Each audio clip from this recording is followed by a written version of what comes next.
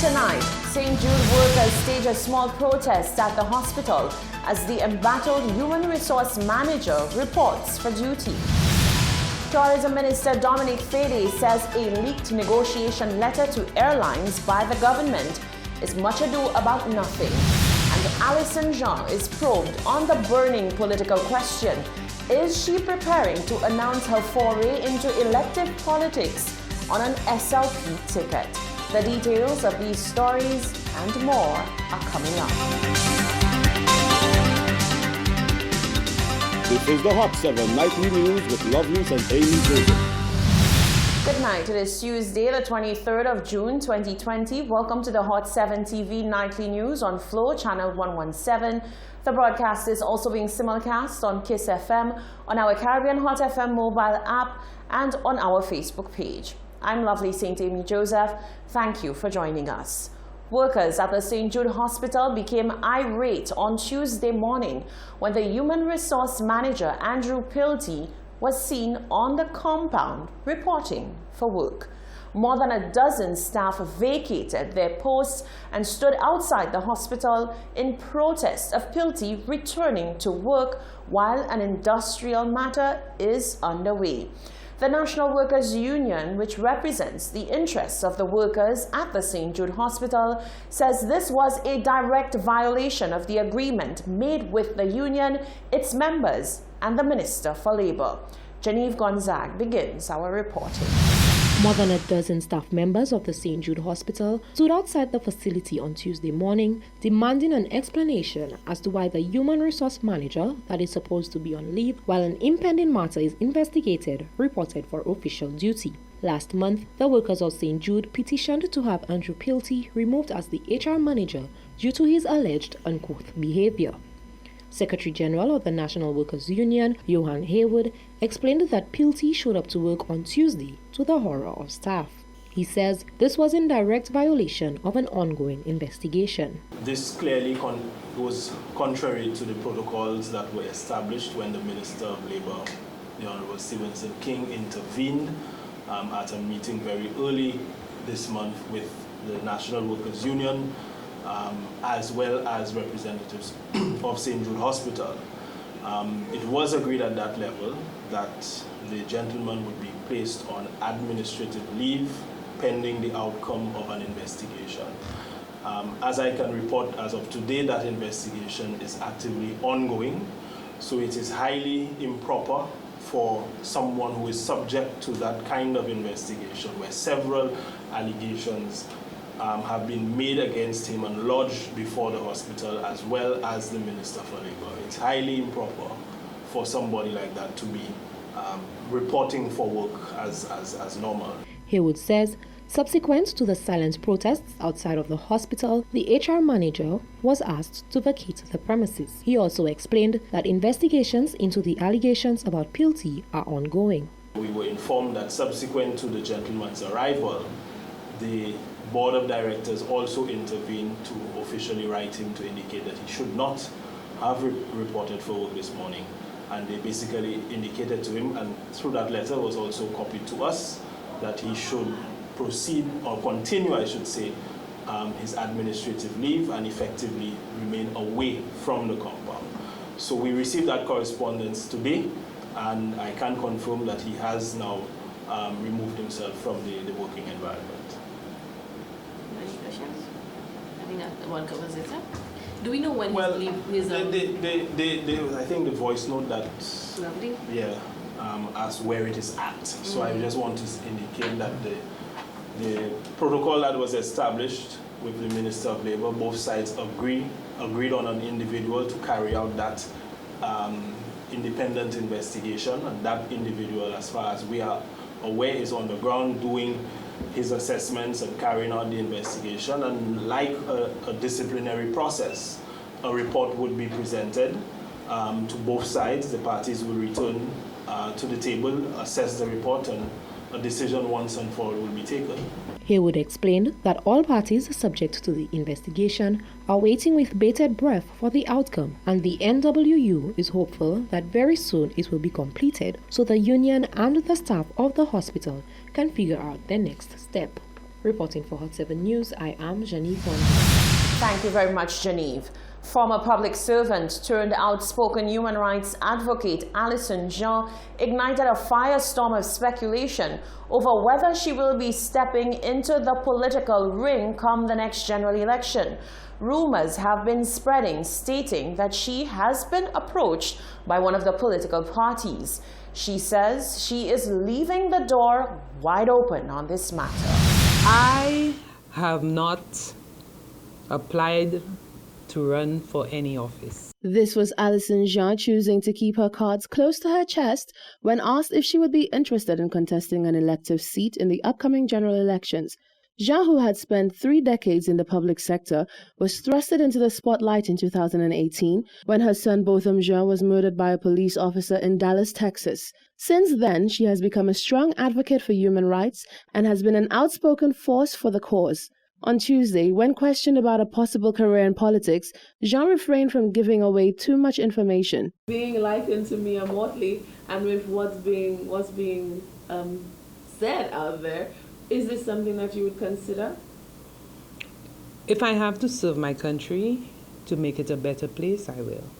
With rumors swirling suggesting that Jean has been approached by a political party, Jean neither confirmed nor denied the claim.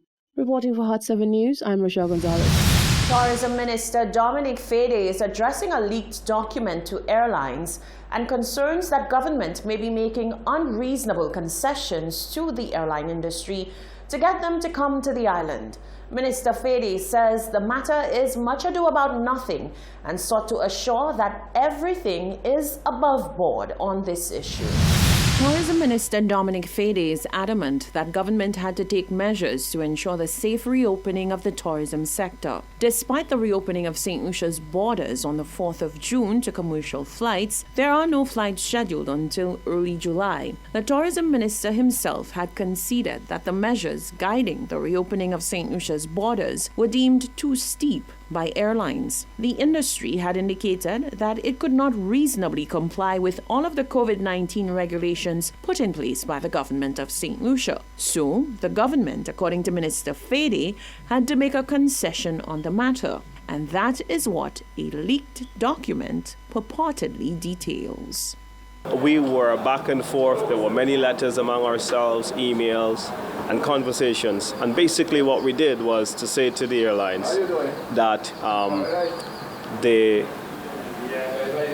the original idea of them being responsible for the screening of visitors to St. Lucia was no longer their responsibility, but that responsibility now lies with the government of St. Lucia.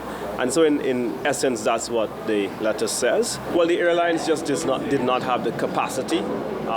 They are not medical experts, they are aviation experts. And so we had to to come and find a happy medium with the airlines where we can have a workable relationship that was going to derive to the greater good of the safe reopening of tourism. The tourism minister says to resuscitate St. Lucia's economy, its main economic driver, the tourism sector, needs to be nurtured until it can return to pre-COVID glory. But the question can be asked, why not apprise the public of the issues being faced with getting flights in and the proposed changes to rules and regulations, rather than have them read it in a leaked document? This was the minister's response. You have to understand that without a flight, none of this will be possible, because there are just no other means of land-based tourists coming to St. Lucia and being here. It just isn't possible. And so we had to ensure that we, first of all, make sure that we have a working agreement with the airlines before we can go to dialogue with the general public. And this is what this is all about, really. It's much ado about nothing. It is unfortunate that it has been leaked on Facebook. It was, I would say, a premature disclosure of information. Fede says safety issues remain paramount amid the COVID-19 pandemic, but he says that has to be balanced with getting things up and running for the country. At every step, what we continue to do is to think of the safety of the people of St. Lucia before anything else. But that safety is also premised on the fact that we have 15,000 employees that are on the breadline, and they are also anxious to get back to work. We get letters, we get WhatsApp messages, we get phone calls on a lot of the hotel and tourism workers wondering what is happening with the reopening of the industry, when will the industry return to business so that they can be in a better position to feed their families. Fede called the leaking of the negotiation document unfortunate. Information from many members of the public indicates that more than halfway into June, a number of them have only received one payment from the NIC. With times being so tough, they question why May payments are taking so long when another month end is already around the corner. Communications consultant at the NIC, McNaughton McLean, says there were many issues with processing for the month of April. However, he says a procedure has been put in place and May payments are being processed and being paid out as we speak. Contributors of the NIC who have lost their jobs and are now dependent on the economic relief packages are agitating and raising concerns about the timing of payments and what could possibly be hampering the payment process. Laid-off workers say with mounting bills and empty cupboards, they are disheartened and frustrated that they have only received April payments and already June is a few days from ending.